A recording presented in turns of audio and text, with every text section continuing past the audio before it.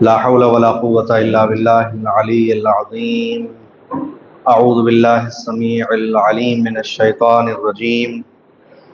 بسم الله الرحمن الرحيم. الحمد لله رب العالمين، والصلاة والسلام على أشرف الأنبياء والمرسلين وعلى أهل بيته الطيبين الطاهرين، ولعنة الله على أعدائهم أجمعين من ليلنا هذا إلى قيام يوم الدين. أما بعد، فقد قال أمير المؤمنين عليه السلام: العدل زينة الإيمان. صلوات.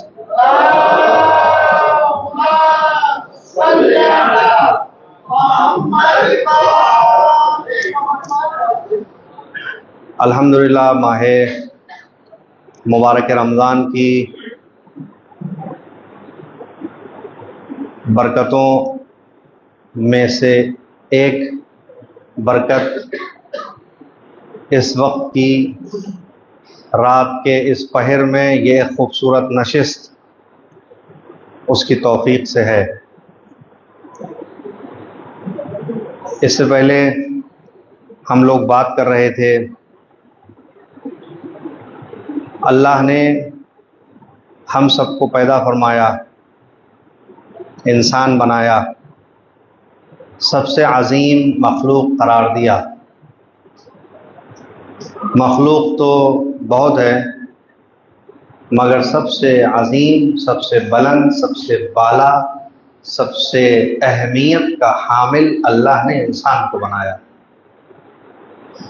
جہاں انسان کی عظمت اور اس کی بلندیوں کا ذکر ہے، وہیں پر قرآن کے کچھ اس انداز سے اشارے ہیں کہ ہم نے آپ کی خدمت میں عرض کیا تھا: خلق الانسان ضعیفا خلق الانسان عجیبا۔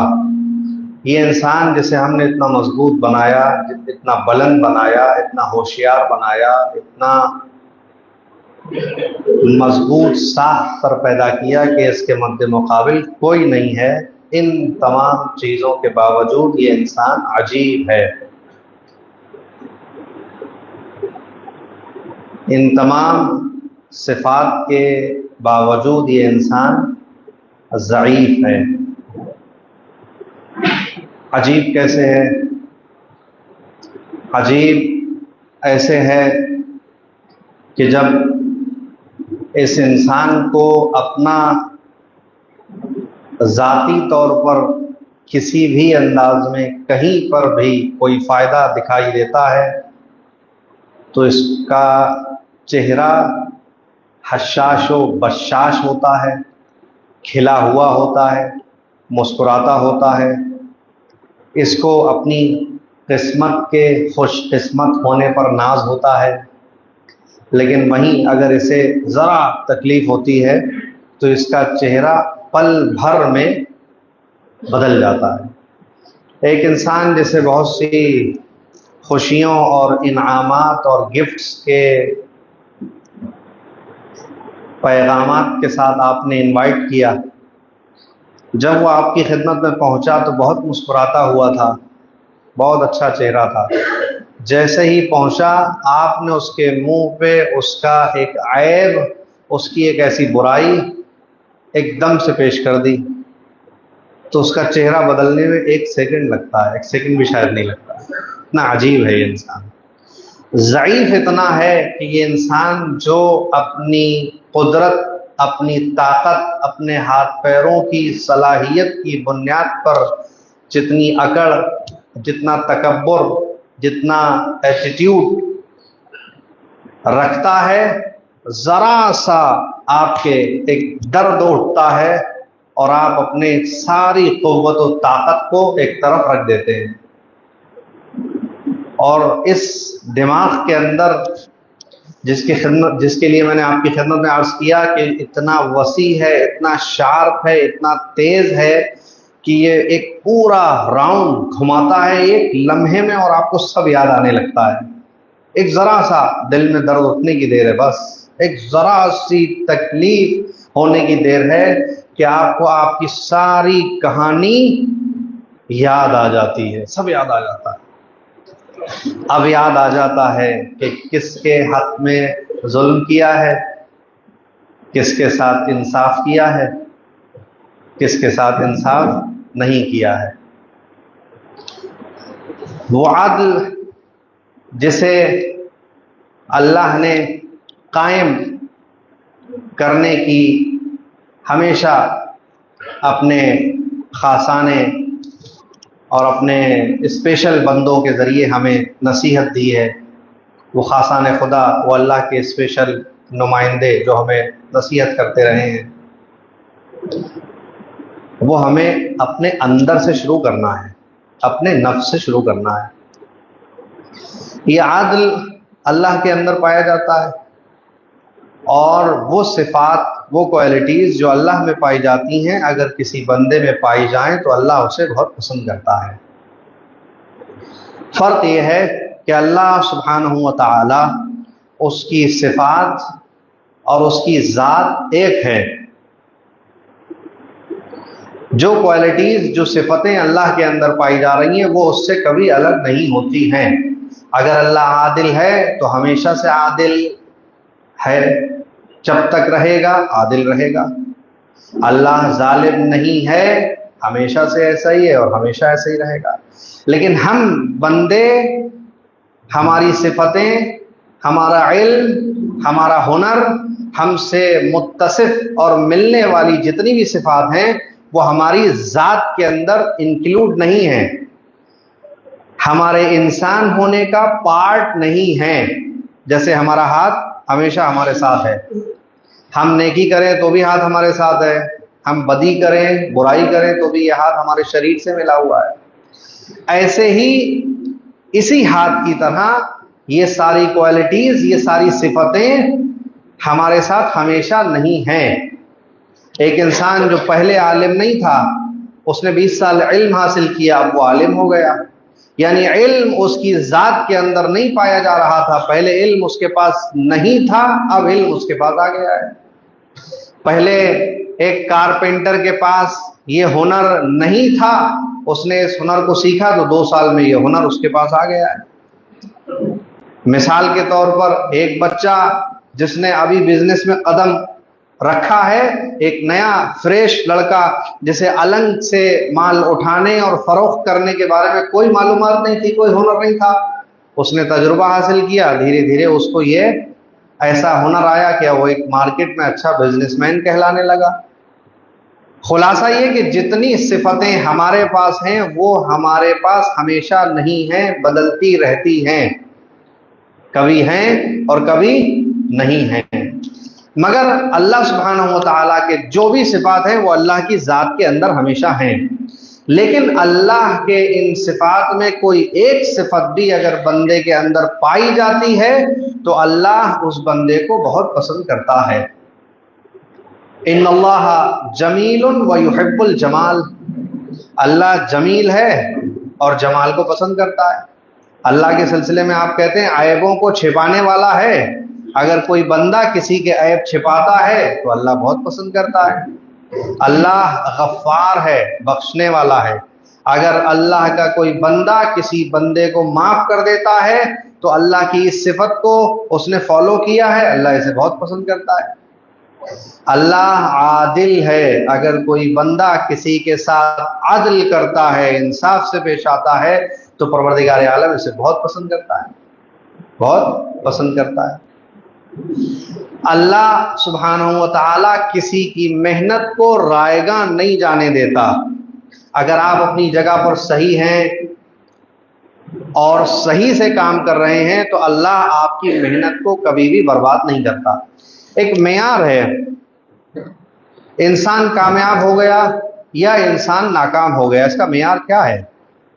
اس کا معیار کیا ہے؟ کسے کہا جاتا ہے کہ انسان کامیاب ہو گیا، کسے کہا جاتا ہے کہ انسان ناکام ہو گیا؟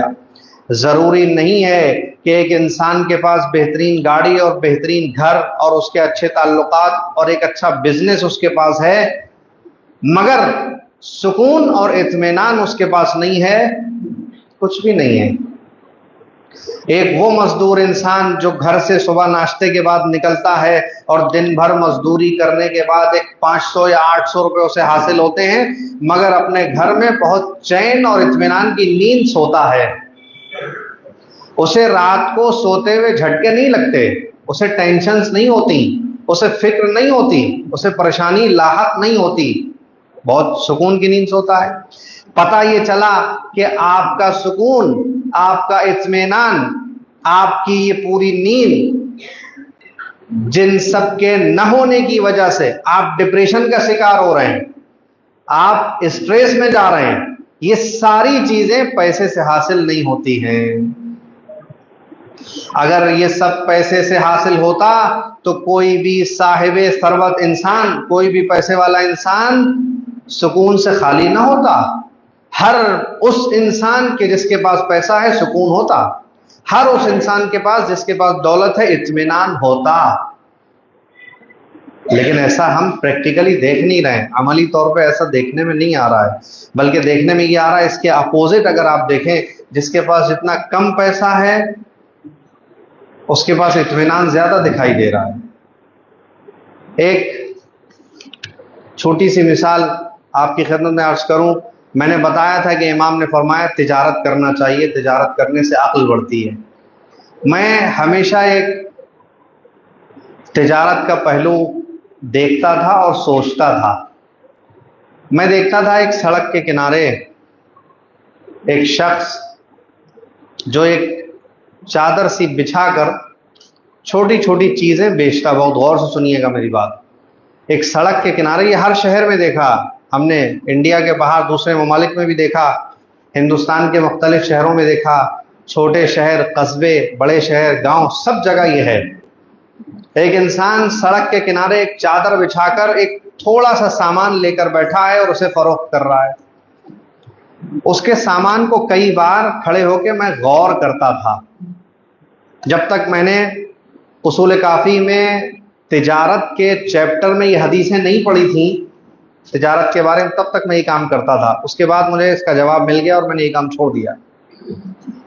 میں اپنی بات کر رہا ہوں، کھڑے ہو کر میں یہ دیکھتا تھا کہ اس چادر پہ لگی ہوئی دکان میں جو چیزیں ہیں، اس میں 10 روپے والا لین کٹر، ایک 2 روپے والا بلیڈ، 10 روپے والی قینچی، چھوٹی چھوٹی چیزیں، اس سارے آئٹمس کی ویلیو، اس کی ساری قیمت جو ہے 1000 روپے سے زیادہ کی نہیں ہے۔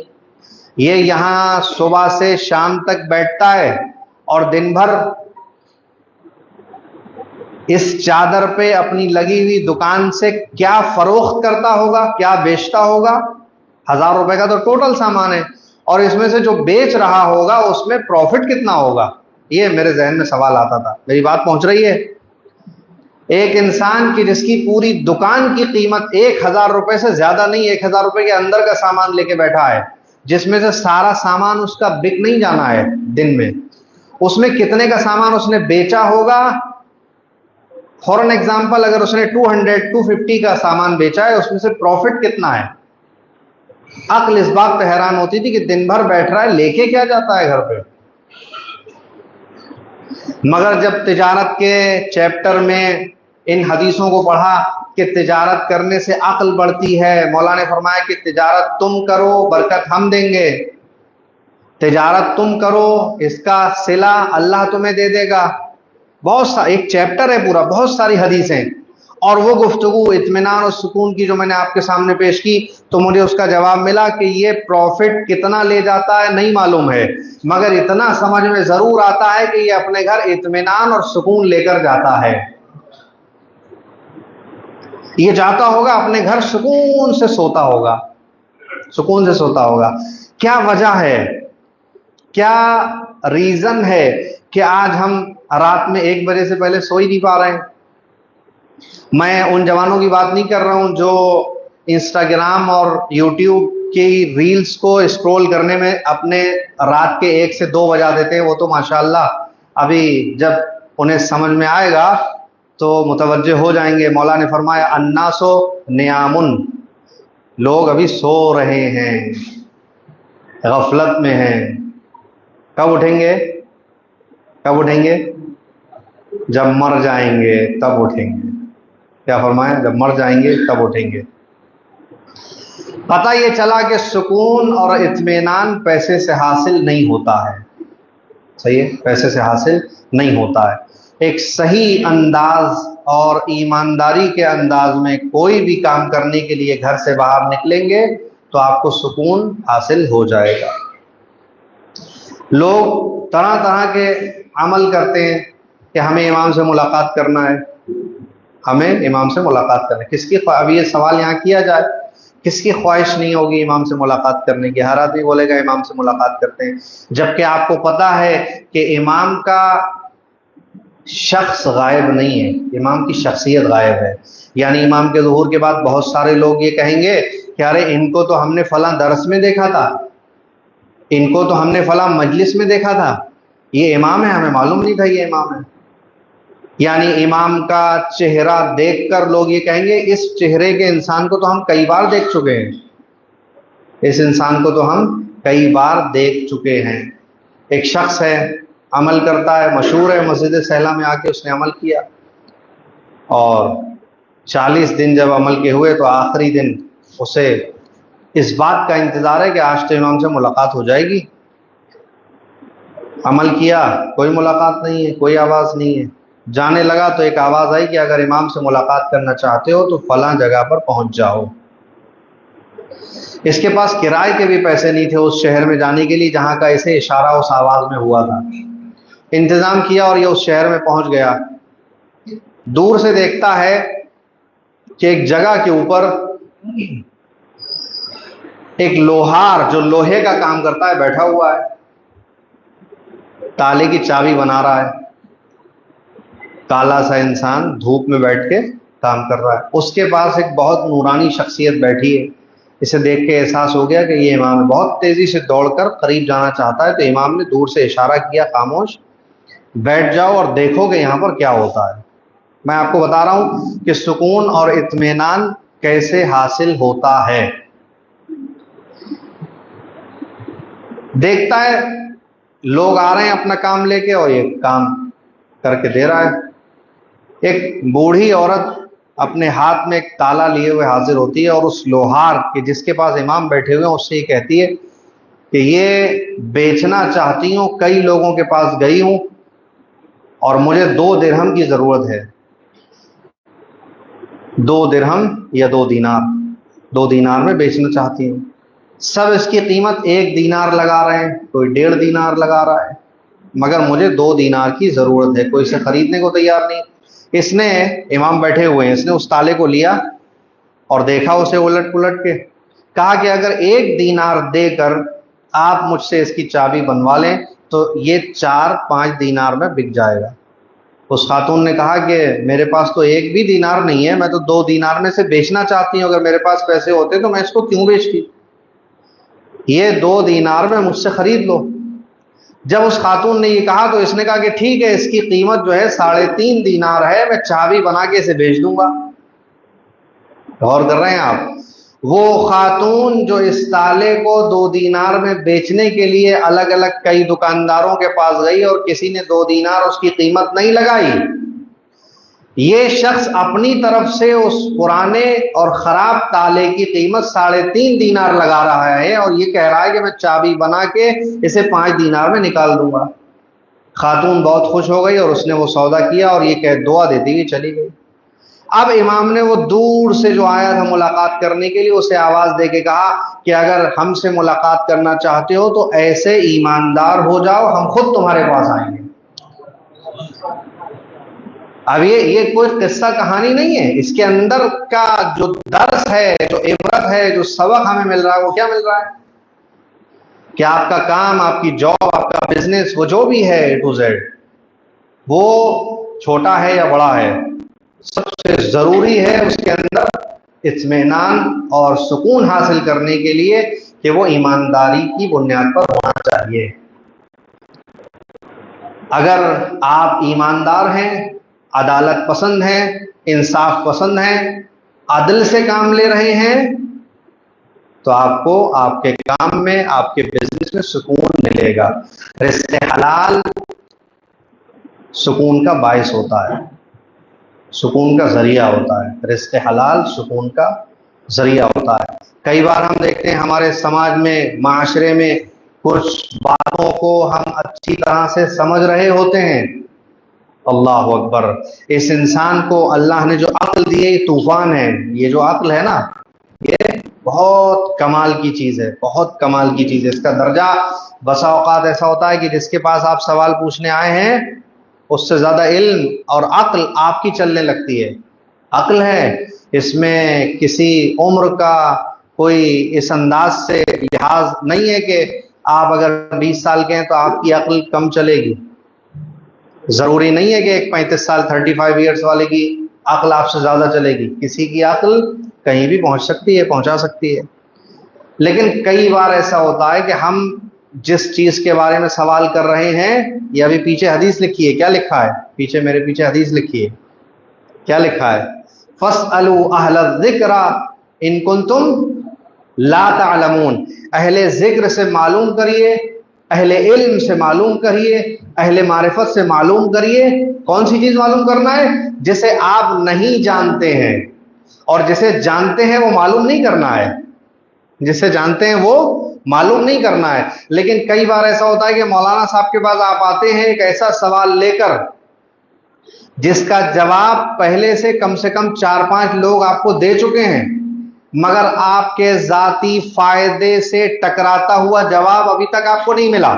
مولانا صاحب نے سیدھا آپ کو جواب دے دیا، کسی اور کے پاس گئے تھے، انہوں نے کہا یہ کام نہیں کر سکتے، آپ نہیں کرنا ہے۔ دوسرے کے پاس آئے، یہ کام کر سکتے ہیں، یہ حلال ہے ایسا کرنا، انہوں نے بھی کہا نہیں کر سکتے ہیں۔ اب آپ تلاش کر رہے ہو، آپ دیکھ رہے ہو کہ کوئی غفلت میں، کوئی عالم دین بھول سے، دھوکے سے بس یہ کہہ دے کہ ہاں یہ ٹھیک ہے۔ میں کیا پہنچانا چاہ رہا ہوں آپ کی خدمت میں؟ کوئی دھوکے سے یہ کہہ دے کہ ہاں یہ ٹھیک ہے، بس آپ کا کام ہو گیا، جبکہ آپ اچھی طرح یہ جانتے ہیں اور سمجھ رہے ہیں کہ یہ کام درست نہیں ہے، یہ کام درست نہیں ہے، لیکن آپ اپنے اس کارنامے کو کسی دوسرے کے کاندھے پہ رکھ کے بندوق چلانا چاہتے ہیں۔ تو کیا آپ کو کیا لگتا ہے کیا ہوگا؟ کیا لگتا ہے آپ کو؟ ایک انسان جو ایک چھوٹی سی چوری کرتا ہے، چھوٹی سی چوری کرتا ہے، اور جب اسے پکڑا جاتا ہے تو وہ 10 بار یہ کہتا ہے کہ یہ میں نے نہیں کیا۔ کیا کہتا ہے؟ یہ میں نے نہیں کیا۔ لیکن یہ پچھلے کچھ سال سے جو کیمرے لگے نا یہاں، جب اس میں ریکارڈ دکھایا جاتا ہے کہ دیکھیے آپ تو صاف دکھائی دے رہے ہیں کہ آپ لے گئے یہ، تو آپ کچھ کہہ پاتا ہے؟ وہ کچھ نہیں کہہ پاتا ہے۔ ہمارا حال ایسا ہی ہے۔ یہ 2 کیمرے جو ہمارے 2 کاندھوں پر اللہ نے لگائیں، یہ CCTV دیکھ کر آج ہمیں یقین ہو جانا چاہیے کہ یہ نہ دکھائی دینے والے ہڈن کیمراز، ہڈن چھپے ہوئے جو 2 کیمرے کی شکل میں 2 فرشتے ہمارے کاندھوں پہ اللہ نے رکھے ہیں، یہ وہ بھی جانتے ہیں جو ہم ابھی کر نہیں رہے ہیں، پلان بنا رہے ہیں۔ یہ وہ بھی جانتے ہیں جو ہم ابھی سوچ رہے ہیں۔ کہتے ہیں کہ کرنا تو دور ہے، کسی کو نقصان دینے کا پلان بھی مت بنائیے۔ صحیح ہے؟ اس لیے کہ یہ ساری چیزوں کو نوٹ کر رہے ہیں۔ میں نے عرض کیا آپ کی خدمت میں، اطمینان اور سکون آپ کے صحیح عقل کے استعمال کرنے سے آپ کو ملے گا، ورنہ چالاک تو بہت بہت بڑے، ایک سے ایک چالاک گزرے ہیں۔ لوگوں نے وہ ادھر شام کے حاکم کے بارے میں سوال کیا تھا، مولا سے کسی نے پوچھا ما هو العقل، عقل کسے کہتے ہیں؟ مولا نے جواب دیا العقل ما عبد به الرحمن واقتصب به الجنان، عقل اسے کہتے ہیں کہ جس کے ذریعے سے رحمان کی عبادت کی جائے اور جنت تک پہنچنے کے راستے کو دیکھا جائے، یعنی جنت تک پہنچا جائے۔ تو کسی نے پوچھا کہ پھر وہ کیا ہے؟ وہ بھی تو بہت ہوشیار ہے۔ شام کے حاکم کی طرف اشارہ کر کے کہا کہ وہ حضرت بھی بہت ہوشیار ہیں، وہ کیا ہے؟ امام نے فرمایا تلک الشیطنۃ والنکرہ، وہ شیطنت ہے اور مکاری ہے، اور کچھ نہیں ہے۔ یعنی آپ کی وہ ہوشیاری کہ جس سے آپ جنت کے راستے تک پہنچتے ہیں، اللہ کی عبادت کرتے ہیں، مومنین کے لیے خیر خواہی کرتے ہیں، بہتری چاہتے ہیں، کسی کے لیے اچھے راستے فراہم کرتے ہیں، وہ ہے صحیح عقل۔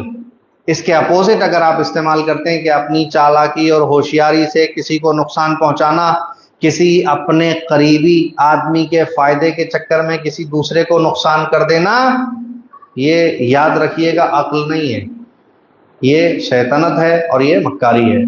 اب میں میرے جو ینگسٹرز یا ٹین ایجرز اگر یہ آواز ان تک پہنچتی ہے تو ان کے لیے پیغام، سوشل میڈیا بہت اچھی چیز ہے، سوشل میڈیا بہت اچھی چیز ہے۔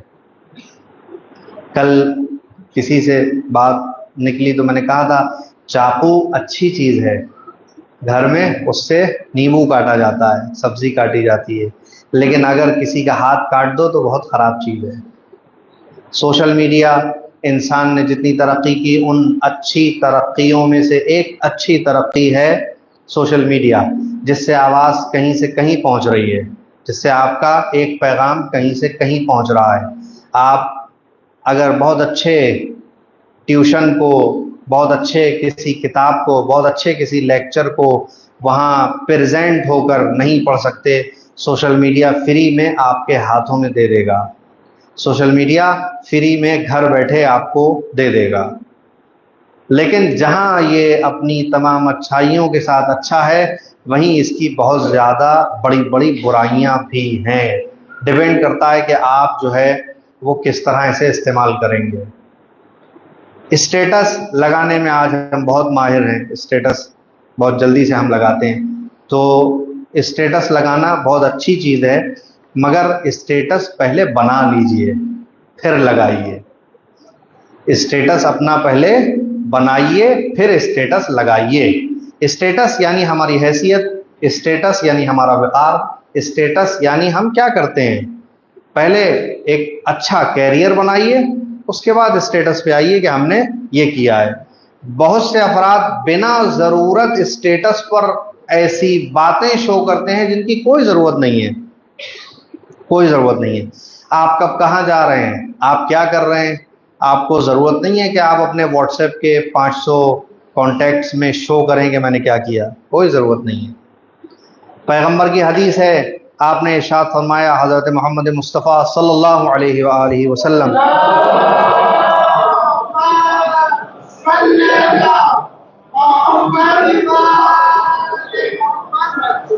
آپ نے ارشاد فرمایا، استر عن الناس ثلاثہ، ذہبک و ذہابک و مذہبک۔ فرمایا لوگوں سے 3 چیزیں چھپائیے۔ کیا فرمایا؟ عام لوگوں سے 3 چیزوں کو چھپا کر رکھیے۔ کون سی 3 چیزیں؟ ذہبک، آپ کا مال، آپ کی دولت، آپ کا پیسہ، آپ کا سونا، بنا ضرورت کسی کو مت بتائیے کہ آپ کے پاس کتنا مال ہے، ٹھیک ہے۔ وَذِهَابَكَ، دوسری وہ چیز جسے آپ کو چھپا کر رکھنا ہے وہ یہ کہ آپ کہاں جا رہے ہیں۔ پیغمبر نے فرمایا آپ کہاں جا رہے ہیں یہ عام پبلک کو مت بتائیے، کوئی ضرورت نہیں ہے۔ آپ کے خاص تعلقات، گھر کا ممبر، آپ کے وہ افراد جو آپ سے جڑے ہوئے ہیں، جن کو بتانا ضروری ہے کہ آپ کب کہاں جا رہے ہیں، ان کے علاوہ عام پبلک کو مت بتائیے کہ آپ کب کہاں جا رہے ہیں، کوئی ضرورت نہیں ہے۔ تیسری چیز کہ جس کے چھپانے کا حکم دیا، مذہبک، آپ کا مذہب، بنا ضرورت بازار میں چوراہے پہ مت ظاہر کریے کہ آپ کا مذہب کیا ہے، بنا ضرورت ٹرین میں مت ظاہر کریے کہ آپ کا مذہب کیا ہے۔ ہاں کہیں اگر ضرورت اس بات کا تقاضا کرتی ہے تو ضرور اپنے عقیدے کو ظاہر کریے، اگر اس سے کوئی فائدہ ہو رہا ہے آپ کو یا سامنے والے کو۔ آپ دین کی کوئی اچھی بات پیش کر پا رہے ہیں، بے شک بسم اللہ بتائیے۔ اور عقیدے اور مذہب کے حوالے سے سب سے بہتر بات یہ ہے کہ جو رسول اللہ کی زندگی میں آپ نے کر کے دکھایا، آپ کا جو چاہیں آپ مذہب اختیار کریے، آپ چاہیں جس مذہب پہ ہوئیے، جس دین پہ آپ ہیں، یہ بتانے کی ضرورت نہیں ہے کہ آپ کس مذہب پر ہیں۔ اگر آپ ایک سچائی کا پیغام دینا چاہتے ہیں، اگر آپ ایک عدالت کا پیغام دینا چاہتے ہیں، اگر آپ ایک انصاف کا پیغام دینا چاہتے ہیں، اگر آپ ایک پازیٹیو ایٹیٹیوڈ کا پیغام دینا چاہتے ہیں، تو یہ ظاہر کرنے کی ضرورت نہیں ہے کہ آپ کا مذہب کیا ہے، آپ کا دین کیا ہے۔ آپ پیغام ایسے دیجئے کہ سامنے والا کہے کہ آپ بہت عادل ہیں، سامنے والا آپ سے کہے کہ آپ بہت اچھے انسان ہیں، پھر بعد میں ہو سکتا ہے کہ ظاہر ہو جائے کہ آپ کا مذہب کیا ہے۔ میرے ساتھ ایک عالم دین، ہم لکھنؤ اسٹیشن پہ کھڑے تھے، ایک ریٹائر پولیس آفیسر ہمارے ساتھ ٹرین کا ویٹ کر رہا تھا، آپس میں بات چیت ہونے لگی۔ 5 منٹ کی گفتگو کے بعد اس کو بھی اسی ٹرین سے جانا تھا، اس نے یہ کہا کہ آپ شیعہ ہیں؟ کوئی علامت نہیں ہے، نہ سر پہ امامہ ہے، کچھ نہیں ہے، سفر ہو رہا ہے، پینٹ شرٹ میں سفر ہو رہا ہے، کوئی ایسی علامت نہیں ہے جس سے پتہ چلے کہ ہم کیا ہیں، کیا مذہب ہے۔ اس نے 5 منٹ کی گفتگو کے بعد ہم سے یہ کہا کہ کیا آپ شیعہ ہیں؟ تو میں نے کہا کہ جی ہم شیعہ ہیں۔ آپ نے کیسے یہ بات کہی؟ تو اس نے، مجھے سن کے خوشی ہوئی، میں اس لیے شیئر کر رہا ہوں آپ سے، اس نے یہ کہا کہ اس طرح کی باتیں اور اس طرح کی گفتگو ایک شیعہ کر سکتا ہے۔ وہ بات کیا تھی؟ کوئی مذہب کی بات نہیں تھی۔ ریلوے اسٹیشن پہ ٹرین کے انتظار کرنے میں ایک نان مسلم پولیس آفیسر کے ساتھ مذہب کی بات تو ہو ہی نہیں سکتی، کوئی مذہب کی بات نہیں تھی، بات تھی انسانیت کی۔ ٹرینز، بات یہاں سے شروع ہوئی، ٹرینز لیٹ ہوتی ہیں، یو پی میں اکثر ٹرینیں لیٹ چلتی ہیں، پبلک کوئی کمپلین نہیں کرتی، آپ کے حقوق کیا ہیں؟ اب یہاں سے بات آگے بڑھی، کس کا کیا حق ہے، یہاں سے بات حقوق کی آگے بڑھی، انسانیت کے اوپر۔ تو اس نے خود اپنی طرف سے کہا کہ آپ شیعہ ہیں۔ پھر اس نے کہا کہ میری پوسٹنگ 10 سال لکھنؤ میں تھی، پھر اس نے نام گنائے وہاں کے علماء کے کہ میں فلاں فلاں کو جانتا ہوں، اور میں جانتا ہوں کہ آپ کے مذہب میں کس طرح ہوتا ہے، کیسے فالو کرتے ہیں۔ پھر مجھے امام کا وہ جملہ یاد آیا، امام نے فرمایا تھا کونوا لنا زینن ولا تکونوا علینا شینن۔ امام نے فرمایا کہ ہمارے لیے باعث فخر و زینت بننا، باعث ننگ و عار مت بننا، یعنی اگر ہم سے محبت کرتے ہو، ہمارے چاہنے والے ہو، تو اس زمانے میں ایسے پیش آنا کہ لوگ تمہیں دیکھ کے کہیں کہ تم ہمارے والے ہو۔ تو اب اگر آپ کسی کو پیغام دینا چاہتے ہیں، کسی کے ساتھ کوئی بات شیئر کرنا چاہتے ہیں، تو یہ ضروری نہیں ہے کہ پہلے ہی سنٹینس میں آپ یہ شو کر دیں کہ آپ کون سے مذہب کو فالو کرتے ہیں۔ آپ نے بہت سنا ہوگا مجالس کے اندر کہ ہمارے رسول اللہ جو تھے، وہ جب اس نبوت کے عہدے کا اعلان کرتے ہیں اور بہت سارے افراد ان کے نبی ہونے کو ایکسیپٹ نہیں کرتے ہیں، بہت سارے لوگ یہ نہیں مانتے کہ اللہ کی کتاب کو ہم قبول کریں گے، آپ اللہ کے نبی ہیں ہم مانیں گے، اللہ ایک ہے ہم مانیں گے، بہت سارے لوگ ہیں جو نہیں مانتے ہیں۔ مگر نبی کو نبی نہ ماننے کے باوجود، نبی کو اللہ کا بھیجا ہوا انسان نہ ماننے کے باوجود، نبی پر نازل ہونے والی کتاب قرآن کے نہ ماننے کے باوجود، اللہ کی توحید کو نہ ماننے کے باوجود، انہوں نے اس بات کو مانا کہ یہ شخص جو اپنے آپ کو نبی کہہ رہا ہے یہ سچا انسان ہے۔ انہوں نے اس بات کو مانا کہ یہ جو انسان ہے جو نبی کہتا ہے، ہم نبی نہیں مانتے مگر اسے امین مانتے ہیں، اور اس حد تک مانتے ہیں کہ نبی نے ایک بار سوال کیا کہ اگر میں تم سے یہ کہوں کہ اس پہاڑی کے پیچھے لشکر ہے، مشہور بات ہے، میں کہوں کہ پہاڑی کے پیچھے لشکر ہے اور تم جاؤ اور تمہیں لشکر نظر نہ آئے تو کیا کہو گے؟ لوگوں نے کہا کہ اگر آپ کہہ دیں کہ پہاڑ کے پیچھے لشکر ہے اور ہم پہاڑ کے پیچھے جائیں، محنت کریں، اور وہاں جانے کے بعد ہمیں لشکر نظر نہ آئے، تو ہم یہ نہیں کہیں گے کہ آپ نے جھوٹ بولا ہے، ہم آپ کو نبی نہیں مانتے، ہم آپ کو اللہ کا بھیجا ہوا نہیں مانتے، ہم اللہ کی توحید کے قائل نہیں ہیں، مگر ہم آپ کو اتنا سچا مانتے ہیں کہ اگر آپ یہ کہیں گے کہ پہاڑ کے پیچھے لشکر ہے اور ہم گئے ہمیں دکھائی نہ دیا، تو ہم یہ کہیں گے کہ لشکر ہوگا لیکن ہمیں نظر نہیں آیا۔ لشکر ہوگا، ہمیں دکھائی نہیں دے رہا ہے، یہ ہماری آنکھوں کا قصور ہو سکتا ہے، لیکن آپ جھوٹ نہیں بول سکتے، آپ جھوٹ نہیں بول سکتے۔ مگر بہت افسوس کے ساتھ ہمیں یہاں یہ بات بھی کہنا پڑتی ہے اور اس پہ غور کرنا پڑتا ہے کہ ایک مسلمان کا انٹروڈکشن اگر اس انداز سے ہونے لگے، وہ جھوٹا ہوتا ہے، وہ دھوکہ دیتا ہے، تو رسول اللہ اور ہمارے ائمہ معصومین بالخصوص ہمارے مولا و آقا صاحب العصر والزمان حج اللہ تعالی فرجہ الشریف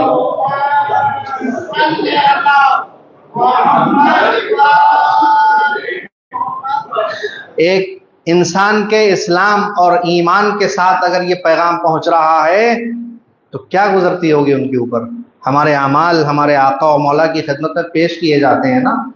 اگر ہمیں کوئی یہ کہے کہ ہمیں دیکھ کر کوئی یہ کہے کہ مسلمان جھوٹے ہوتے ہیں، حالانکہ یہ فارمولہ غلط ہے کہ کسی مذہب کے فالو کرنے والوں کے چند چہرے دیکھ کر یہ نہیں کہا جا سکتا کہ یہ مذہب غلط ہے. لیکن اگر کوئی ہمارے کسی جھوٹ، ہمارے کسی فراڈ، ہمارے کسی دھوکے کو دیکھ کر اگر یہ کہتا ہے کہ مسلمان ایسا ہوتا ہے، تو پھر یاد رکھیے مولا کی وہ حدیث کے امام نے فرمایا ہمارے لیے زینت کا سبب بننا ہے آپ کو، ہمارے لیے ذلت کا سبب نہیں بننا ہے. تو یاد رہے ہم جب اپنے گھر سے بازار میں جائیں، یاد رہے جب ہم اپنے گھر سے کسی جاب پر جائیں، جب ہم اپنے گھر سے کسی بزنس پر جائیں، جب ہم اپنے گھر سے کسی بھی فیلڈ میں جائیں، تو اپنی ایمانداری، اپنے دین، اپنے دھرم کو سودا کر کے نہ آئیں.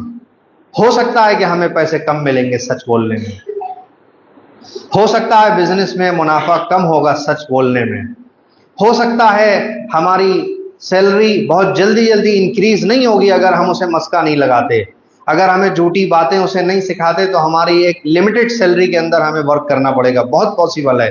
مگر آپ کے اس کم پیسے میں، آپ کی اس کم نفع کے اندر آپ کو سکون اور اطمینان دکھائی دے گا. آپ کا وہ کم پیسہ، آپ کی وہ کم سیلری آپ کو آپ کے اللہ کی عبادتوں کی طرف لے جائے گی، جو راستہ آپ کو جنت تک پہنچائے گا. ہو سکتا ہے کہ آپ کو اس سے ہٹ کے کسی 2 نمبر کے راستے میں پیسہ بہت زیادہ مل جائے، دولت بہت زیادہ نصیب ہو جائے جس میں محنت کم کرنا پڑے. آج کل ہر کسی کو شارٹ کٹ چاہیے. کوئی کسی کو دیکھ رہا ہے کہ ارے بازار میں وہ فلاں صاحب تو بیٹھے ہوئے ہیں ماشاءاللہ سے 5 لاکھ روپے پر ڈے کا کیش گن رہے ہیں، وہ بس چٹکی میں ہمیں ایسا ہو جانا ہے، which is impossible. اس کا سنگھرش دیکھیے آپ، اس کی محنت دیکھیے آپ، اس نے کیسے پروان چڑھایا اس بزنس کو، کیسے اپنے آپ کو وہ لے کے گیا ہے وہاں. ان ساری چیزوں کی طرف دیکھیے. شارٹ کٹ کے چکر میں آج ہم جو ہے وہ صحیح اور غلط کے راستے کا صحیح فیصلہ نہیں کر پا رہے ہیں. ہماری نظر اور نگاہوں میں بس اس جیسی پوسٹ ہمارے پاس ہونا چاہیے، اس جیسی کرسی ہمارے پاس ہونا چاہیے، اس جیسا بزنس ہمارے پاس ہونا چاہیے. وہ راستہ چاہے جیسا بھی ہو، وہ راستہ چاہے جیسا بھی ہو، راستہ سب سے زیادہ اہم ہے. دوستوں، میرے عزیزوں، یہ بات میرے لیے بھی ہے، ہم سب کے لیے بھی ہے کہ راستہ جس پر ہم چل کر جا رہے ہیں وہ سب سے زیادہ ضروری ہے. وہ راستہ صحیح ہونا چاہیے. اس کے صحیح اور غلط ہونے کا معیار ہے اہل بیت اطہار علیہم السلام کے فرامین. صلوات پڑھیے محمد و آل محمد.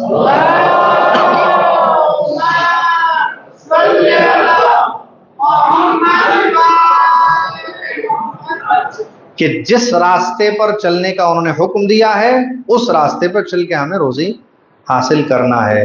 اللہ کا بہت احسان ہے، بہت شکر ہے اس کا کہ اس نے ہمیں ایسے رہنما عطا کیے، ایسے اہل بیت اطہار جیسے نمائندے اللہ کے عطا کیے کہ جنہوں نے ہمیں ہر ایک چیز کا سلیقہ سکھایا. ہمیں کیسے اٹھنا ہے، کیسے بیٹھنا ہے، کیسے عبادت کرنا ہے، کیسے کھانا کھانا ہے، کیسے واش روم جانا ہے، کیسا لباس پہننا ہے اور کیسے لباس پہننا ہے، سب بتایا ہے. اس دنیا میں کسی کے پاس ایسے رہنما نہیں ہے، کسی کے پاس ایسے رہنما نہیں ہے. بغداد کا ایک مشہور واقعہ، اور میری آخری بات اور زحمت تمام. جنید بغدادی جا رہے ہیں اپنے کچھ شاگردوں کے ساتھ کہ ان سے بہلول دانا نے سوال کیا کہاں جا رہے ہو؟ کہا انہیں ادب سکھانے جا رہا ہوں. یہ آخری بات ہے، غور سے سنیے گا، بات ختم ہو رہی ہے. کہا فرمایا میں انہیں ادب سکھانے جا رہا ہوں. کہا کس چیز کا ادب سکھاؤ گے؟ کیا تمہیں خود ادب آتا ہے؟ کہا کہ ہاں مجھے ادب آتا ہے. کہا ادب آتا ہے، ٹھیک ہے، کھانے کے آداب بتائیے، کھانے کے آداب بتائیے. انہوں نے شروع کیا. کھانے کے آداب یہ ہیں کہ کھانا کھانے سے پہلے ہاتھ دھونا ہے، کھانا کھانے سے پہلے بسم اللہ کرنا ہے، کھانا کھانے سے پہلے جس نوالے کو توڑ کر آپ کھانا چاہتے ہیں اسے بہت کئی بار چبا چبا کر کھانا ہے، وغیرہ وغیرہ، ایک ایک کر کے سارے آداب بتائے. کھانا کھانے میں کھانے سے پہلے بسم اللہ سے شروع کرنا ہے اور نمک سے شروع کرنا ہے، اور کھانے کے بعد نمک پہ ہی ختم کرنا ہے. جب سارے آداب بتا چکے تو انہوں نے کہا کہ جو رأس الادب ہے، جو الادب ہے، آداب میں سب سے عظیم اور پہلا اور سب سے بڑا جو ادب ہے وہ تو آپ نے بتایا ہی نہیں. تو انہوں نے کہا کھانے کے سارے آداب میں نے آپ کو بتا دیے. کہا کہ نہیں، سب سے بڑا ادب آپ نے نہیں بتایا. کھانے کے آداب میں سب سے بڑا ادب یہ ہے کہ جس نوالے کو آپ کھا رہے ہیں وہ حلال ہے کہ نہیں ہے، وہ کس راستے سے پیدا ہو کے ہمارے پاس آیا ہے، کس طریقے سے وہ گھوم ٹہل کر ہمارے ہاتھ میں آج نوالے کی شکل میں آیا ہے کہ جسے ہم بس کھانا چاہتے ہیں، یہ حلال ہے، یہ حلال نہیں ہے. اللہ کی بارگاہ میں ہمیشہ ہمیں دعا کرنا چاہیے کہ پروردگار رزق حلال عطا فرما، اور محمد و آل محمد کے صدقے ہمیں رزق حرام سے محفوظ فرما. ایک بات جو کھانے سے متعلق مجھے ابھی یاد آئی، جس میں بہت ساری حدیثیں ہمارے اصول کافی میں بھی شیخ یعقوب کلینی صاحب نے اور علامہ مجلسی نے بہار الانوار میں بھی نقل فرمائی ہیں، وہ یہ کہ دسترخوان کے بہترین آداب میں یہ بات ہے کہ آپ کے دسترخوان پہ سرکہ ہونا چاہیے. یاد رکھیے گا اس بات کو، سرکہ، ونیگر، سرکہ ہمارے دسترخوان پہ ہونا چاہیے. گنے کا سرکہ ہے، سیب کا سرکہ ہے، بہت ساری چیزوں کا سرکہ ہے، یہ ہمارے دسترخوان پہ ہونا چاہیے. امام نے فرمایا جس دسترخوان پہ نمک اور سرکہ نہیں ہے وہ دسترخوان نہیں ہے. اور اس کی فضیلت میں فرمایا کہ جس کے دسترخوان پہ سرکہ ہے اللہ اسے کبھی تنگ دستی اور فقر و فاقہ نہیں دیکھنے کو ملے گا. اللہ اسے اتنی برکت دے گا کہ اسے کبھی غریبی نہیں دیکھنا پڑے گی. کھانے میں ہمارے سرکہ ضرور ہونا چاہیے، اس لیے کہ معصومین علیہ السلام کی غذا ہے، وہ کھایا کرتے تھے، اور انہوں نے ہمیں ہمارے دسترخوان پہ اس کو رکھنے کا حکم دیا ہے. وصلی اللہ علی محمد وآل محمد.